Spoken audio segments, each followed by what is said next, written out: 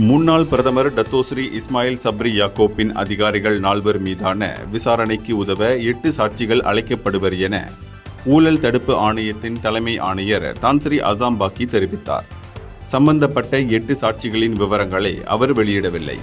இதன் தொடர்பில் இஸ்மாயில் சப்ரி விசாரணைக்கு அழைக்கப்படுவாரா என அவரிடம் கேள்வி எழுப்பப்பட்டது. விசாரணைக்கு உதவும் பொருட்டு யாராகினும் அழைக்கப்படலாம் என அவர் பதில் கூறினார்.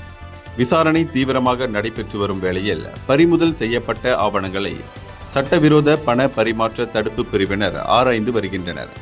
2009ஆம் ஆண்டு SPRM சட்டம் உட்பட சட்டவிரோத பண பரிமாற்ற சட்டம், 2001ஆம் ஆண்டு வருவாய் சட்டவிரோத பணம் ஆகிய சட்டங்களின் கீழ் விசாரணைகள் நடத்தப்பட்டு வருகின்றன.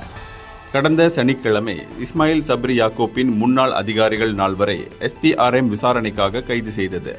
அதில் ஒரு டத்தோ உட்பட 3 தினங்கள் தடுத்து வைக்கப்பட்ட பின்னர் விடுவிக்கப்பட்டனர். ஒருவர் கைது செய்யப்பட்ட மறுநாள் விடுவிக்கப்பட்டார். கைது செய்யப்பட்ட 4 அதிகாரிகளில் ஒருவரின் வீட்டில் மேற்கொள்ளப்பட்ட சோதனையின் போது 100 மில்லியன் ரிங்கிட் ரொக்கப்பணம் பறிமுதல் செய்யப்பட்டது குறிப்பிடத்தக்கது. இந்தியர்களின் இதய குரல் மக்களோசை.